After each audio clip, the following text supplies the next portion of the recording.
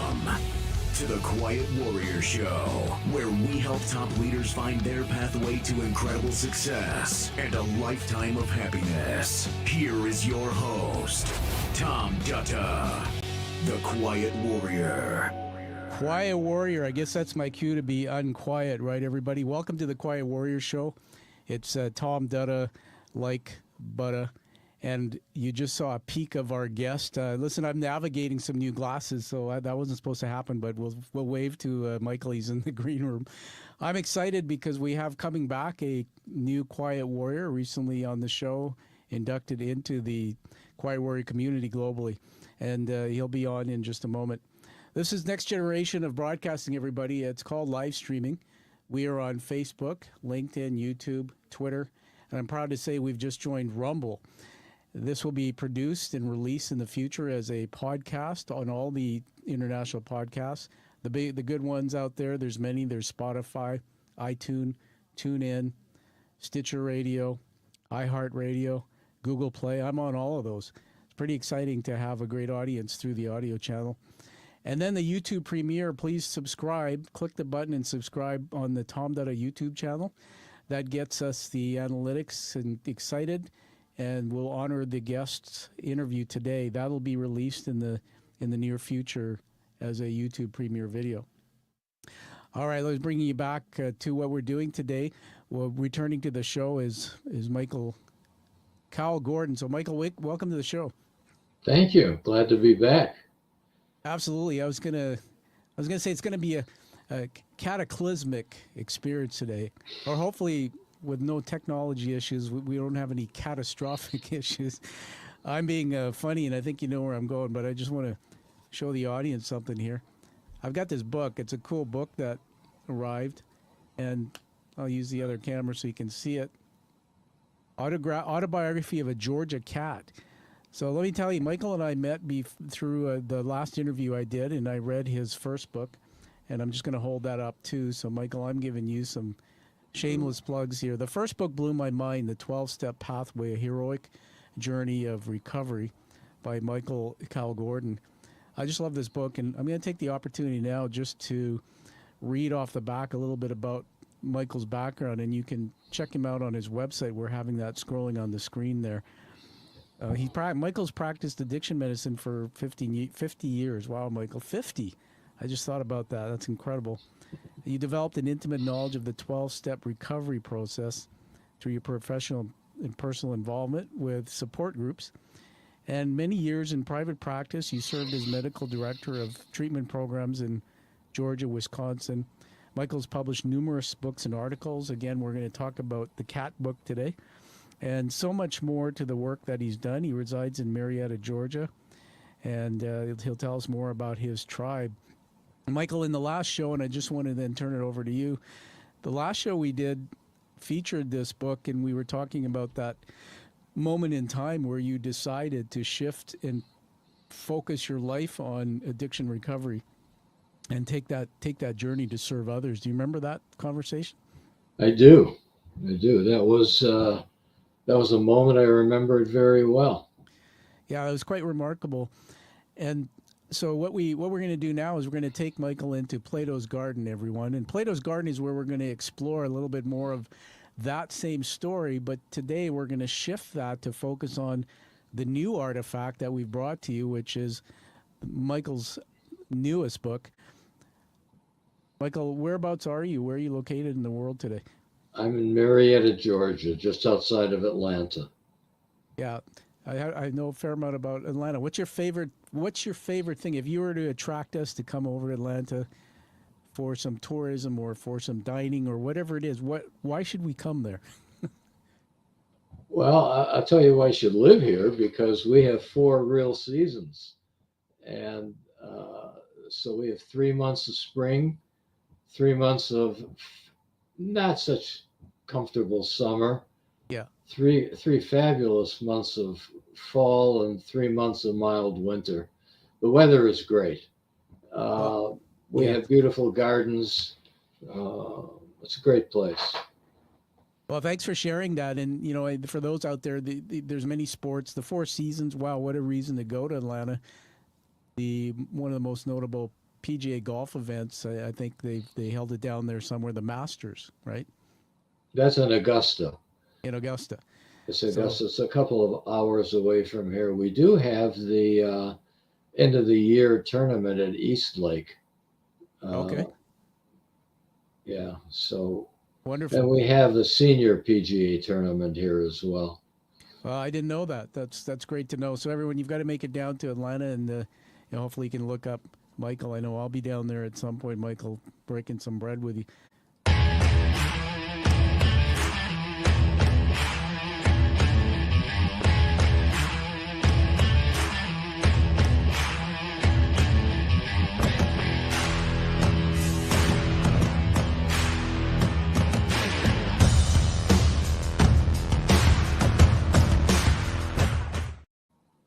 All right, welcome to Plato's Garden, everybody. Now, we should tell you a little bit about Plato's Garden. So on the screen, if you're on the video production, you're going to see this. There's a picture of some guys kind of standing up and walking around. This was Plato's Garden. You can see Aristotle and Plato, and they really walked around and learned from each other. I mean, this is a concept that goes back way in time. Bit of a definition for you, Michael, in the audience. Plato was an Athenian philosopher during the classical period in ancient Greece. I mean, this goes back to 427 BC or so.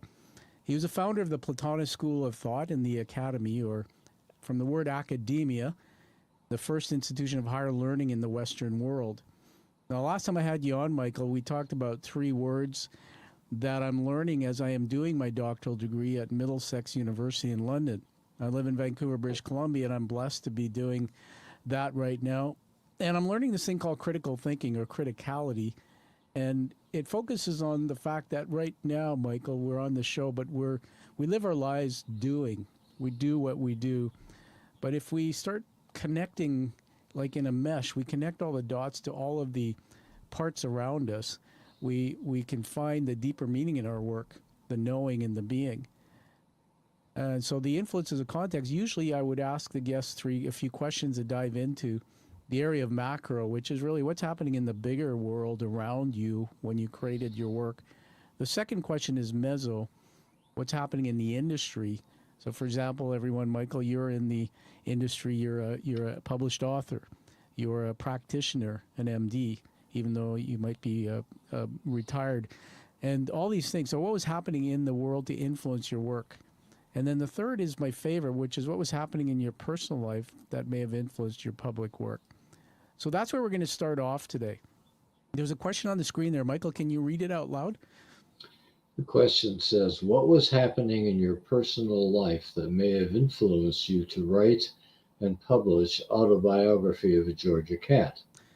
Yeah, so take us into that. Just start back when you had the idea of doing it, whatever you want to share with us. Okay, so I was living in actually the same house I live in now, Marietta, Georgia, with my then wife, who was Gina, and we were married in 1977. We had a daughter, who was born also in 1977, and Gina had been diagnosed with breast cancer in 1988. And she had a recurrence in 1991 and started a round of chemo, which knocked out her bone marrow, and she developed sepsis, was hospitalized, and after a month, she passed away. Goodness. In 1992. So at that time, I had been sober 9 years. And our daughter was 14. And it was devastating. I mean, you'd have to go through it to know what it's like. And I hope nobody has to go through it, but I know a lot of people do. And wow. It was very difficult, but I got a lot of support.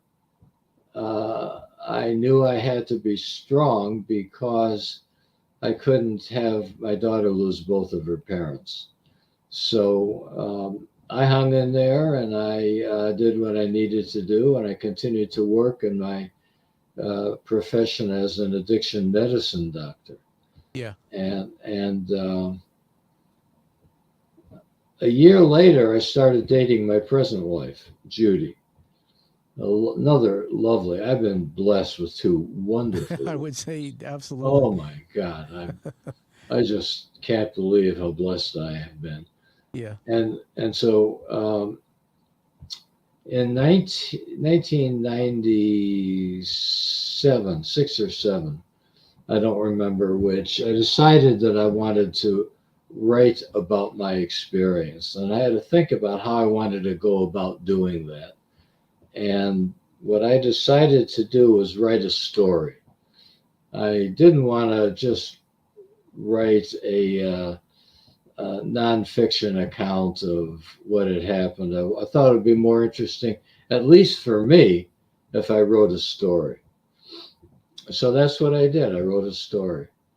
And as I wrote it, I was very surprised, if I can say this, to see how good it was. Imagine that. I had never written anything of that magnitude before, and I didn't know I could write, but I found out in the process, yes, I can write. So yeah, so I when I completed, I decided that I would go ahead and publish it. Well, that's fantastic. And Well, so let, I want let to me. go on. Go That's amazing. That's amazing. I'm gonna jump in here so you can catch your breath. First of all, thank you for talking through that. You know, everyone, we're hearing from Michael Cowl Gordon, who authored the book that we're talking about, the autobiography of a Georgia cat, and we went into why. You know, why did he do that? And that remarkable story. I don't know about you, everyone, but you know, it hits me in the heart. So, Michael, I just want to honor. So sorry for your loss. The situation with Gina. I can't. I'm not comparing here, but I know one other person who lost their husband, who was actually a triple crown, apparently a triple crown tennis player in the U.S. And you know, he was healthy, and all of a sudden sepsis crept up, and that was it. His life ended. So there's a whole story, I'm sure, in itself to educate people about sepsis. So what we learned is, you know, the why. Why did you decide to write a story? So we're going to leave Plato's Garden now. So let me just take us out of there. And I'm going to put something else up on the screen here. So, Michael, I did some research and found this website. Tell us what we're looking at, and then tell us a bit about the character on the screen there, the cover of that book, Autobiography of a Georgia Cat. And why did you write it through the eyes of a cat? I had I had written a Christmas letter to people Yeah, a couple of years previously, uh, and I had authored it through my cat Blackjack. I had two cats at that time, I see. Baby Blue and Blackjack. And Blackjack, I decided was going to write the Christmas note, and it was very successful. I thought that I had found a voice through Blackjack. So I decided I was going to have the family cat write the story. Now, I did not write a uh, actual story of my family life, but it was similar. It was certainly based on my family, I see. and and so it's a lot of what's in the story is actual people and things that happen, and some of it is not. Yeah. I just want to say to the audience, those who are going to listening to the audio, you won't see this, but on the screen, I just moved on Michael's website. Michael, we're looking at the Gordon cats. Just name them off because I got a chuckle out of that. Baby Blue, Smoochie, Lucy Lockett, Tiger, Archie, uh, Blackjack. Where do we see? Yes, Jackson, Shayna Madel, Ladybug, and Maji. And then That's as you that's go the down tribe. further, there's pictures. These are so adorable. Yes, yeah, those are the cats. Yeah, yeah. So let me just have some fun with you. Which one of those cats, or how many of them are still with you today? We have Maji, Ladybug, and Jackson. Okay. And in the book, is there any of those cats that are featured or that are through the lens of the book that are part of the book, or was it just No, Blackjack? no, no. Blackjack is the alleged author of the book. Okay, so Blackjack was the alleged author. That's so creative to write a book that way. I wanted to share another thought with the audience that there's a there's autobiographies, and what I've learned again through doing some work in a doctoral degree is a word called ethnography, and then the word autoethnography. And Michael, I'd like to talk to you more about this, and maybe have you look at my work as I'm writing my thesis, just as somebody who can give me input. But Dave, I would be honored to do that. well, I'd be honored to have you. So there, we've just put a stake in the ground. I have a mentor here. Got By it. the way, the Quiet Warrior Show is an artifact. It's considered an artifact in my doctoral degree. So the cool thing is everything we're doing here forms part of that work, and the professors are looking at everything with me. So you're going to be you and the cats are going to be part of this story All right. somehow. But there is a when you do a doctoral degree, which I'm doing, you do what you call criticality. You critique your public work. So again, if the artifact is the Quiet Warrior Show, which now we're talking about Michael and Michael, your books, then I step back and I critique that through a lens. And usually in academia, you pick a discipline like sociology or psychology or whatever. However, when you're doing what I'm doing, the discipline I'm exploring is called autoethnography. That means I'm doing a critique on all my work, but I'm critiquing it through the lens of my experiences interacting in the world with my work. Isn't that cool? And so I was thinking about this. I'm going to remove that from the screen here. So just let me pull that off so I can get you the handsome Michael Gordon back. Yeah, I noticed you chuckled there. I think that was one of your cats who didn't like that. So I lost my train of thought here because you're laughing, which is good, and it gets the world by. So when you do autoethnography, what I was thinking about is here's a guy who wrote a book through the lens of a cat's eyes, and so I really think that's fascinating. I think in some respect it's very, very unusual. So I'm going to ask you to hold up your book there for a second there, Mike, and then just read the title out again. It's Autobiography of a Georgia Cat. All right, so I'm going to read something out of there. I've got it in the studio here, so we kind of have dueling books going on. We're going to get to surprise Michael to read some things out of there too. But Michael, we can put that book down now. And at the back of the book, it says editor's note. I'm going to read this out and just ask you to tell us what just interpret it for us. At the end, it says, this is from the editor. I liked the manuscript immediately when I read it. I was intrigued that it was by an author I had never heard of. When Lenny Solomon sent it to me, he hadn't written the epilogue. I had no idea that he was going to insist that he had not written the story. After talking to him, however, I decided to meet with him. I visited Lenny and Janie in their home. Emily was home from college. I won't say that they have convinced me, but what I will say is that Lenny didn't write it. He's not a writer, quite frankly. I'm tired of trying to figure this out, and I have decided to let go of it. We think we have a story here which makes for enjoyable reading, and we'll let our readers decide for themselves what to think about its authorship. What's he saying there? I was just having fun. Lenny Solomon is one of the characters in the book. Yes. And Lenny claims that he found the story on his computer. and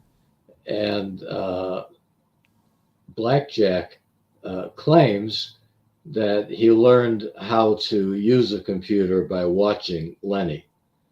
And he was bored because his life had changed a great deal. He could no longer go outside. He had nothing to do. And so he decided to write a story. So that's what he claims.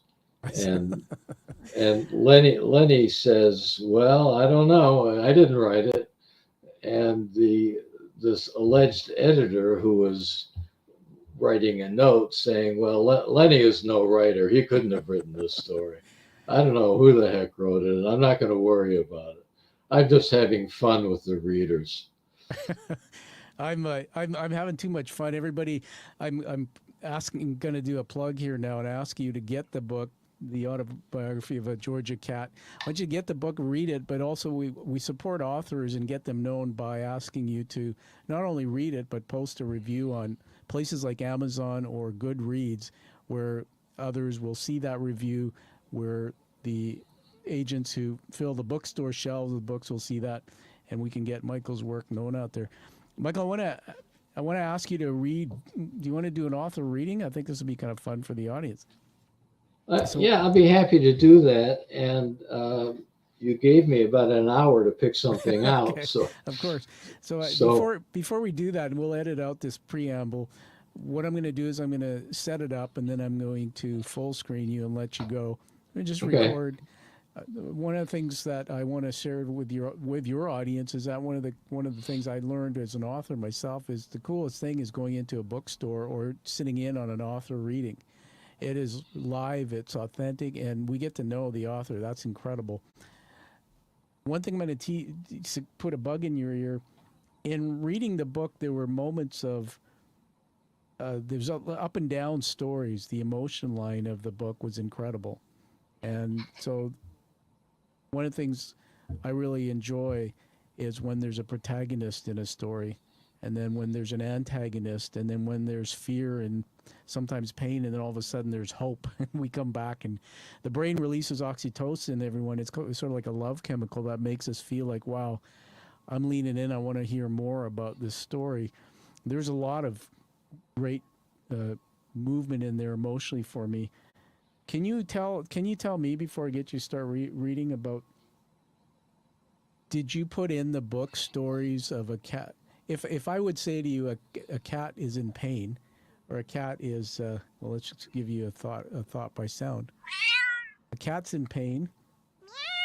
Cat's really happy. Cat's angry. Would you say that there's a bit of all that in the book as the story is being told? Oh, sure. Okay, good. I would say that. All right, so we're gonna do some fun. So as you're reading, I'm gonna actually hit the soundboard and throw on a little cat sound effect to see if I can get the emotion right.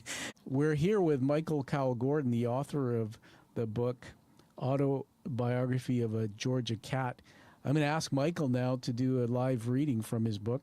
Michael, when I full screen you, if you could just hold the book up and just show the audience, tell them the title, and then read, and I'll bring myself back on when you're done. All right, so here we go. Okay, so this is the book, and I'm going to start from the very beginning, where Blackjack introduces himself in the story. I never knew who my father was. It was Mother who taught us how to hunt and fish. There were 7 of us, 4 boys and 3 girls, raised under an old shed in a railroad yard. None of this is unusual for a cat. Life was good in the railroad yard, every day bringing new adventures. Sometimes it was very noisy. The days were hot and the evenings didn't cool off that much in the Georgia summer. But we were young and didn't really know hot from not back then. As we got a little older, Mom would let us go out and explore. As we got bigger, Mom started to wean us and introduced us to solid foods. We grew rapidly. As time progressed, we were allowed to wander away from the nest and explore the world more on our own. I was never afraid of people, so I would instinctively approach the areas where the men worked. One day, when I was around 9 or 10 weeks old, I left home for good without planning to do so. It had drizzled all morning, and I had been out and about chasing critters of one sort or another, pretty much oblivious to the weather. After a while, I entered an old shed where I encountered a man who was also taking refuge from what had turned into a steady downpour. He picked me up and started stroking my furs, telling me how pitiful I looked. He smelled of sweat and stale whiskey, an aroma with which I later became well acquainted. But he was very nice, as most people are. Shortly thereafter, I was awakened after a nap by a jolt, as he had gotten up and was running alongside of a slowly moving train, carrying me along with him. Before I could collect my little cat thoughts, I had been tossed into an open boxcar, and he had jumped in next to me. It was late afternoon when I awakened from yet another nap. The train was stopping. My hobo pal had picked me up again, and we jumped off, staggered a bit, and started walking along the tracks towards town. And then I talk about a rather rough night that I had in town. And by daylight, I had crossed the railroad tracks that ran behind some buildings which fronted the square. And I was drawn by the aroma of food cooking. I found myself huddled next to the dumpster behind a fried chicken place. Men were gathering in the parking lot, quietly talking and drinking coffee. Two men had left the fried chicken place and were saying a few parting words to each other, standing next to a car. I felt drawn to them and started rubbing my face and flanks on their legs. This simple instinctive act determined the course of the rest of my life in accordance with God's divine plan. In the beginning, when he created the world and made cat in his own image, in his infinite wisdom, he created man to be the perpetual guardian of his beloved creatures. As I rubbed up against these men, one of them picked me up, cradled me in his arms, and started talking to me, mostly just saying, "Po thing, po thing, po thing." Thus did I meet Archie, and for many years we were inseparable. Okay. Oh, we give a round of applause, everybody, a virtual round of applause. You have a wonderful voice, and have you done any reading before, live readings with your book? I'm just curious. I probably have, but very limited. This book has not received much publicity. Yeah, well, it does. It does now. It's going to get a lot of publicity now, especially with the fantastic reveal on the show.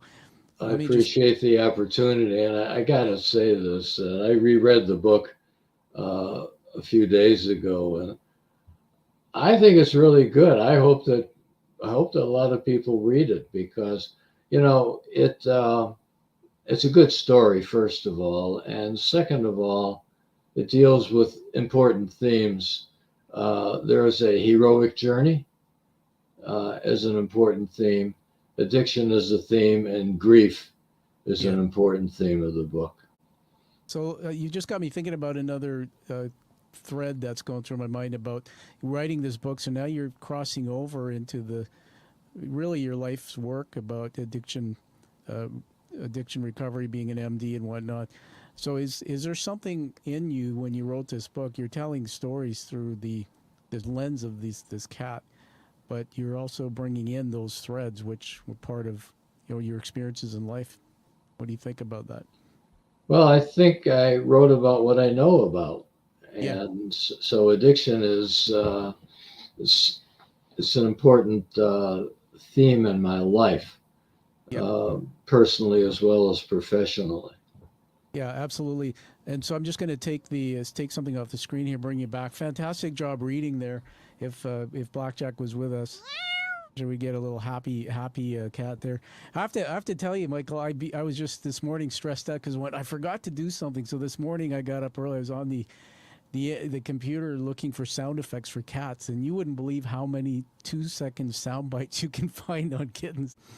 Going back into the first interview that we had. The first interview was about the other book we talked about. Do you have that book with you? If not, I have it here. I can hold it up. I do. You want me to hold it Yeah, up? just hold that one up. Well, we're seeing Michael Cowl Gordon, the author of Autobiography of a Georgia Cat, and tell us the title of that one. This is the 12-step pathway, a heroic journey of recovery. Entirely different kind of book. Yeah, fantastic. And we're going to tease the audience. Go back and watch the YouTube premiere, the video of what we did. It's still in edit. being released soon of that interview. Fantastic. And there's a thread you brought up, Michael, before we go into the next segment, which is something to surprise you here. There's a thread in this book, the 12-step pathway, where I think remarkably you tied in the narrative of the hero's journey.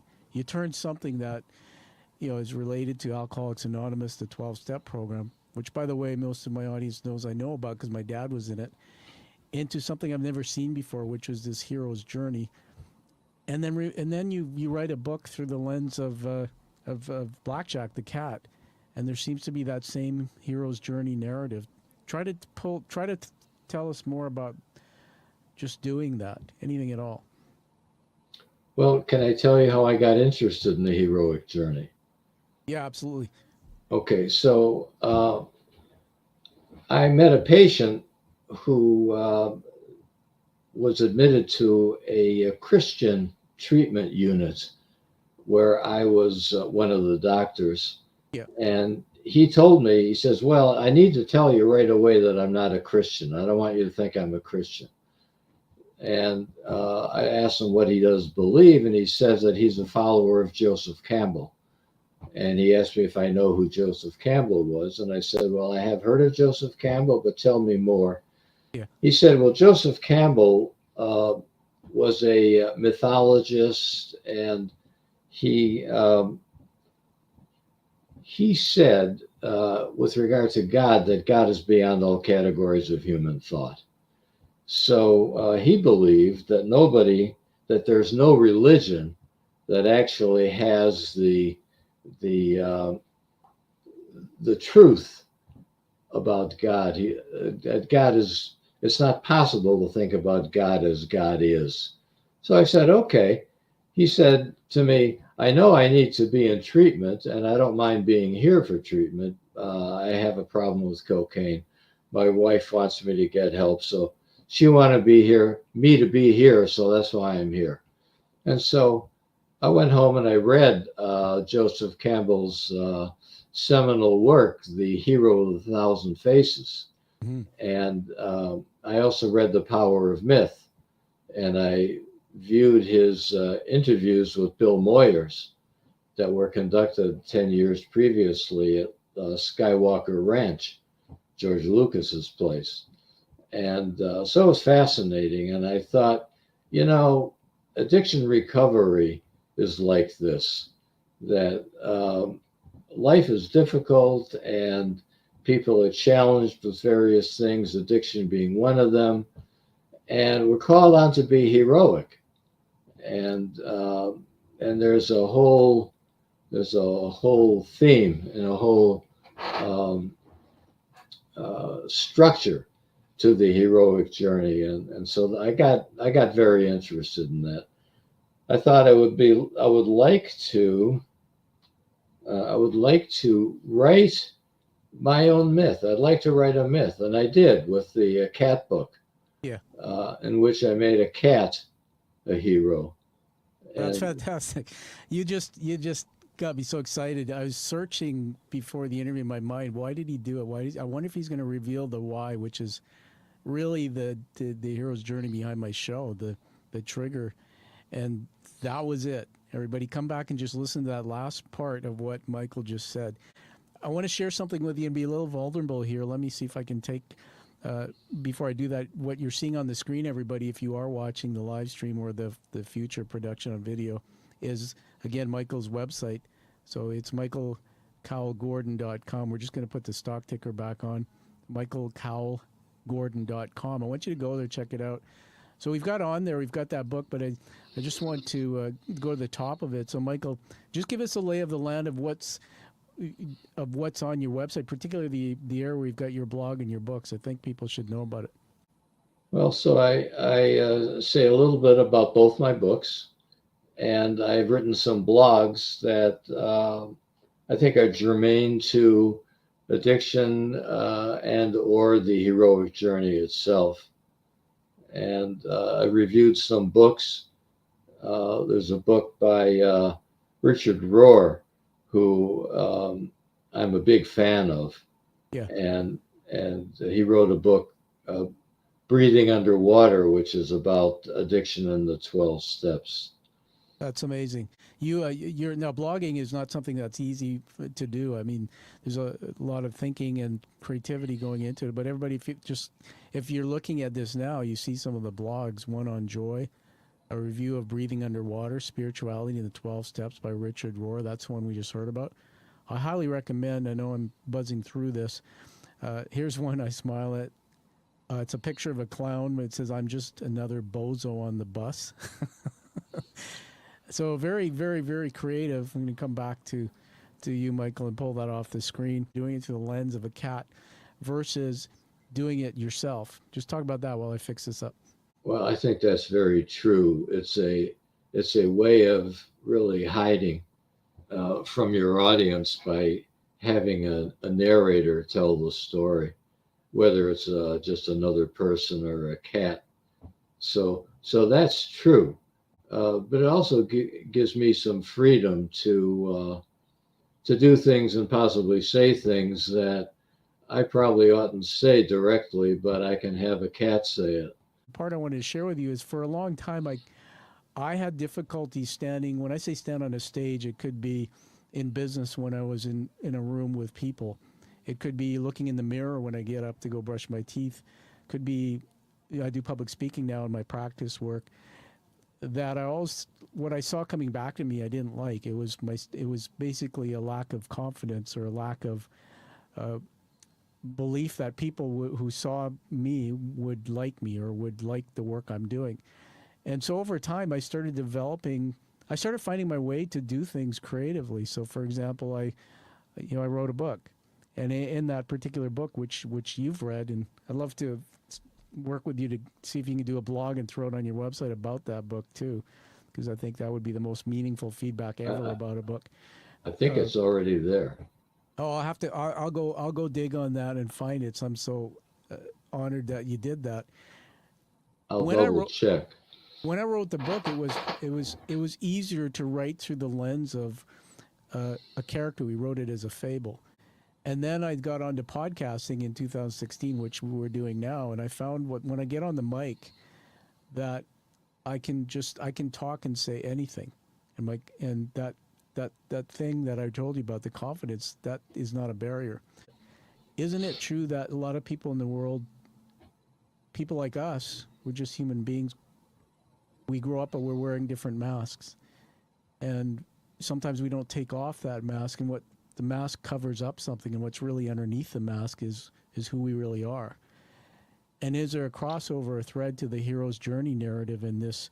They use archetypes, but this whole concept of wearing masks. Can you talk about that?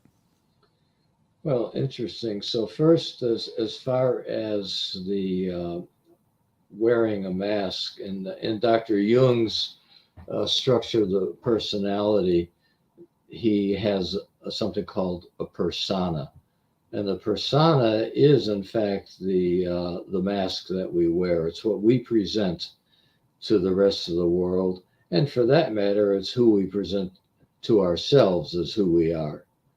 And so yes, that is true. Now, in terms of the deeper levels of the personality, yes, there's much deeper level is something that is called the unconscious. And Dr. Freud and subsequently many others and made us aware that there is a great deal of the personality that is that we're not aware of. And, wow. And we can become aware of it through dreams and yes. Symbols that we experience that may trigger something within us that remind us of something deeper within ourselves. So the hero's journey is that it's a journey within. It's finding out at a deeper level who we really are. By the way, there's a great Netflix show out. My wife and I just found it. I think it's Netflix or the other one, Prime, but it's the movie about Einstein. Have you seen it? I have not, but Eh, I'm very interested in Einstein. I'll tell you, Michael, you got go find that. It's just I come out, will. and I will. it's fantastic, especially because they take a character playing him, but I had no idea. But this thing about imagination, and I think that comes back to the genius of your work, my friend, is that is the 12-step pathway. Okay, AA's been around a long time, infusing into it storytelling, the narrative, which the brain is wired for, to be on the edge of our seat, to be in pain, to feel that there's hope. You did it really well in that book. And I'll just hold it up here because I'm a big fan. You sent it to me. And then you did it again in the autobiography of a Georgia cat. And I know you're very humble and you seem to downplay and because you're humble, but that book is a wonderful book to read. And everybody, you've got to take a look at that one. When I met Michael Cowl Gordon, I read his first book, The 12-Step Pathway. I'm holding it up here in the theater. Michael sent me the book, and I always love to get books from authors because they tend to write something in it which inspires me. The other thing is that if you ever get a book from an author and they take the time, like Michael did, like Michael you did, to write something in it, we can show it to our wives or kids or friends or business colleagues and say, look, I got this from the author, and that proves it's from you. So thank you. But in it says, for Tom, to redeeming the world.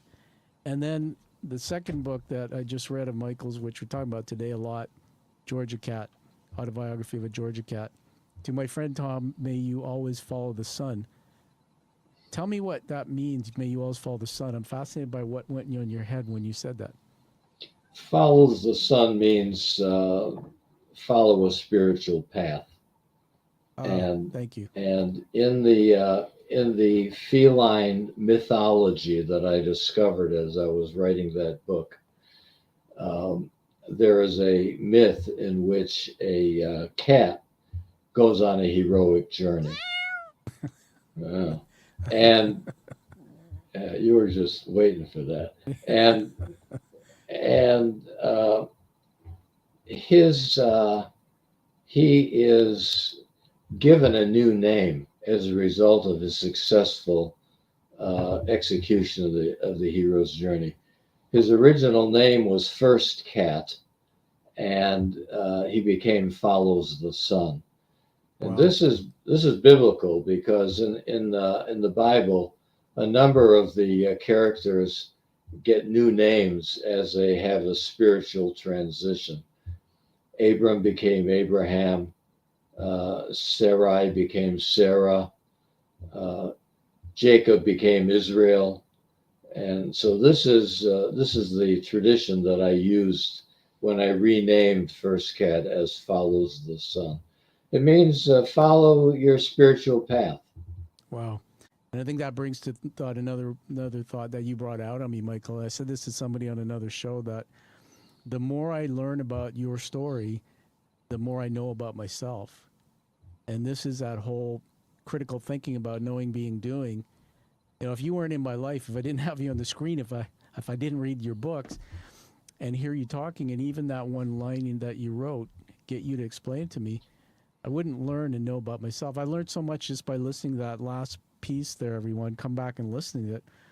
So we're going to now put on the screen something that I've been promising you, the review I wrote for your last book. So we're going to put it up here. And 3, 2, 1. There it is. Look at that. All right. Now, it's a fair amount of words there, so I'm going to try and just bring up another image here while you're taking a look at that.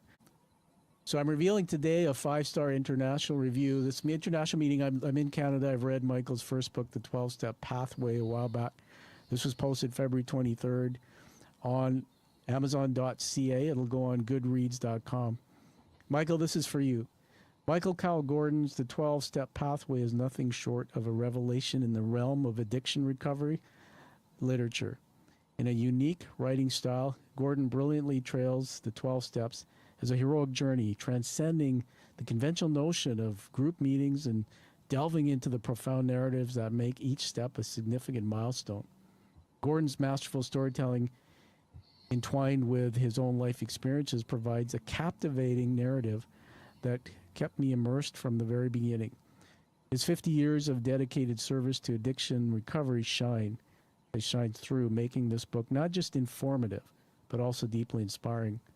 One of the highlights is the inclusion of a workbook at the end, offering readers a blueprint to explore crucial topics like powerlessness, humility, and courage, and they navigate their own recovery journey. This practical aspect adds tremendous value, making the book not just a read, but an interactive guide. Having lost my own father after 2 decades, he was in AA, desperately seeking his hero archetype. I can't help but wish he had discovered this book during his time. 12-Step Pathway is a beacon of hope for anyone treading the path to recovery, and I wholeheartedly recommend it.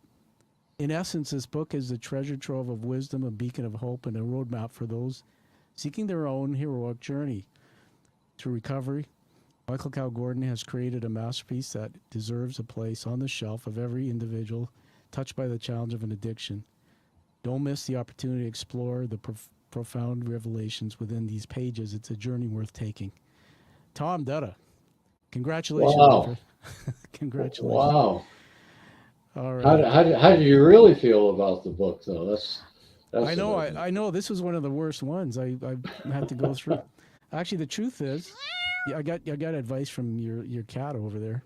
Actually, at first when I started saying I'd like to write something about Michael Gordon, do you like him? He said this. He wasn't very happy. Then I said, look, I want you to write with me, but you're going to have to, it's a, maybe we'll call it a 2 tails, or you're going to have to get your cat paws out and pick up a pen and scrape the blackboard. He wasn't very happy. But then after we finished it, and I read it back to him, Blackjack went, he was so happy again. Congratulations to you, my friend. So everyone, we are going to finish with last words before I wrap up from Michael Cowl Gordon. Michael, hold up your book there and show it to us again. The new one. Read the title. You call this my new book, but it's actually my first book. This is Autobiography of a Georgia Cat. There you go. And this is a book that I published in 2004. And I did win an award from the Georgia Writers Association for this book. Ah, fantastic. That is notable. So everyone, where can we get, besides your website, anything else you want to tell us about getting a hold of you for, whether it's for connecting, speaking, whatever, anything at all? My website is the best place to find out all that information. You can send me an email through the website, and I'd love to hear from anybody who's interested in learning more about my books, or about the heroic journey, or about addiction recovery, or about grief, because I've accumulated some knowledge about grief, which I guess we all do if we live long enough. Yeah, absolutely. And that's what shines about your story. You have wisdom and knowledge, and we can all learn from Michael Cowl Gordon. So everybody, get his 2 books, read them, post some reviews. I hope you enjoy that. The website, michaelcowlgordon.com, is on the screen. Please go check it out. Read the blogs. I've seen so much there that I still haven't looked at. Dig into that. And, Michael, thank you for being on the show today. Congratulations on all your great work. Thank you for having me. It's been a lot of fun and an honor to be interviewed by you. I love the work you're doing.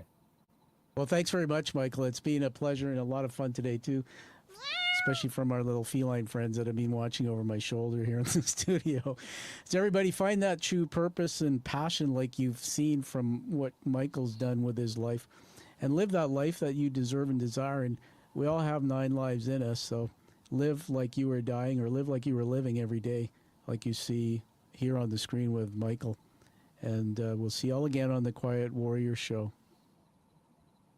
Thank you for listening to the Quiet Warrior Show. Create is a motive-based leadership development firm. www.kreat.ca